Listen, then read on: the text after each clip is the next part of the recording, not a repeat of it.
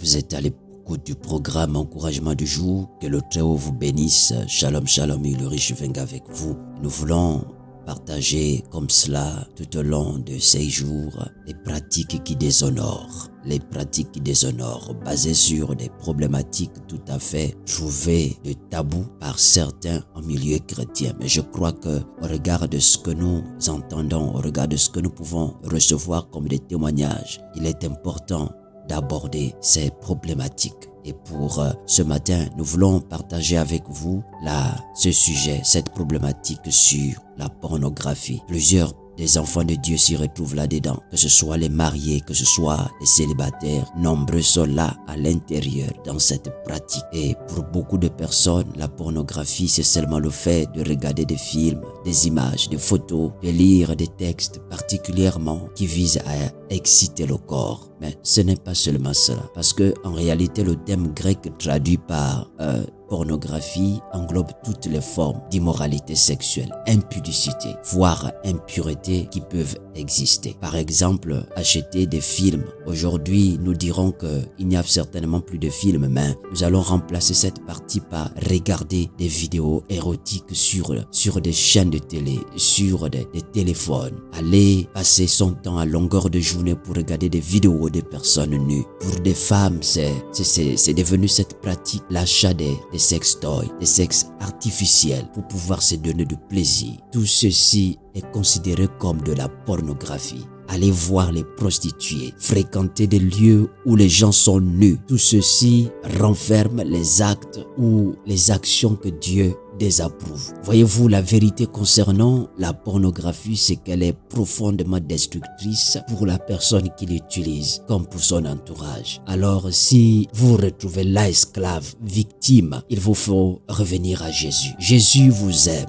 Vous pouvez sortir de là. La majorité de personnes en souffrent. Je connais plusieurs personnes. Le but de la pornographie, c'est de t'amener à te créer ces images, pouvant t'amener à te donner du plaisir. Il y a de ces personnes qui n'arrivent plus à se laver, même une seule fois, et qui sont devenues assez esclaves dans cette pratique. Toutes les fois qu'elles se lavent, il faut qu'elles se masturbent. Je connais la plupart des jeunes qui se retrouvent là-dedans. Il y a même des personnes qui sont mariées qui finissent par se retrouver là-dedans, dans la pornographie. La pornographie qui finit par leur pousser vers la masturbation. Et plusieurs jeunes se retrouvent là-dedans, dans ces actes ignobles. Nous voulons nous encourager ce matin pour vous dire, il est peut-être temps que vous sortez de là. Voyez-vous, le fait que la Bible dise que celui qui regarde une femme dans un esprit de convoitise a déjà commis un adultère avec elle sans même l'avoir touchée, nous montre que même ce qui est virtuel est dangereux pour nous. La pornographie nous met donc face à une situation d'adultère. Voilà alors que si nous sommes mariés, notre couple est donc en péril, comprenez? Par contre, si nous sommes célibataires, c'est pareil, ce n'est pas moins grave, c'est aussi grave. Le problème est que nous avons vu des personnes qui se sont données à ces pratiques et qui parfois, à cause de la pression, se sont dit, bon, à ce niveau, il faut que je me marie pour que ça s'arrête. Écoutez, le mariage ne délivre pas de la pornographie. Vous comprenez? Le mariage ne délivre pas de la pornographie. Le mariage ne délivre pas de la masturbation. C'est un mensonge. Le seul qui peut délivrer de la pornographie, de la masturbation, c'est Jésus. La preuve est que il y en a qui m'écoutent en ce moment et vous vous rendez compte que ce que nous sommes en train de partager ce matin est vrai. Malgré le fait que vous soyez mariés, vous vous adonnez toujours à ces pratiques. Malgré le fait que vous soyez mariés, vous regardez toujours des films bizarres. Vous êtes toujours là à vous masturber. Écoutez, le mariage ne délivre pas. Le problème, c'est parce que vous l'aviez négligé. Ces choses que l'on commence avant et finalement finissent par revenir dans le cadre de cette vie conjugale et que la masturbation a poussé à chaque fois à tromper leur femme. Frère, il faut que tu comprennes qu'il est temps de sortir de là. La Bible nous dit que Dieu jugera les impudiques et les adultères. Voyez-vous, Dieu est présent dans le lieu secret. Il s'intéresse à ce qu'on dit, à ce qu'on fait, à ce qu'on écrit. Dieu voit tout. Il sait tout. Rien ne lui échappe. Ce que nous faisons dans le secret, dans le noir, Dieu le voit. Rien n'est caché devant Dieu. Quand tu penses qu'il faille d'abord quitter ta maison pour aller au travail et c'est là-bas que tu vas tromper ta femme, Dieu te voit.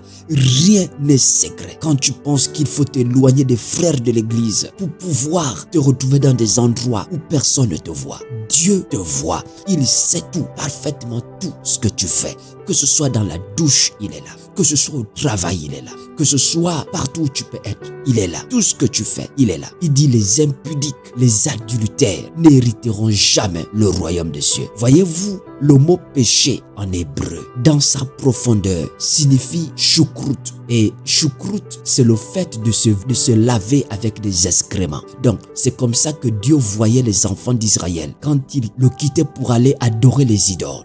Et voyez-vous, pendant cette scène d'adoration des idoles, il ne s'agissait pas seulement de se prosterner, mais il y a des dieux qui étaient adorés nus. C'était des dieux qui étaient adorés nus, des statuettes devant lesquelles vous vous prosternez nus. Et pendant que vous vous prosternez, vous dansez là, nus. Vous vous assouvissez vos désirs là, devant ces statuettes. Donc, le péché, c'est le fait d'aller adorer d'autres dieux. Et adorer d'autres dieux, c'est se donner dans ses pratiques. Et le fait de se donner dans ses pratiques signifie choucroute. Donc, le fait de se verser les excréments au corps. Quand tu reviens, tu es sale. Voyez-vous, une personne qui se masturbe, la personne qui commet l'adultère, la personne qui trompe sa femme, il utilise ce terme sur lui, choucroute, c'est-à-dire se verser des excréments. C'est se laver avec des excréments. Vous voyez, donc quand tu reviens là, tu es sale devant Dieu. Tu es sale. À chaque fois quand tu te masturbes, tu te verses les excréments au corps.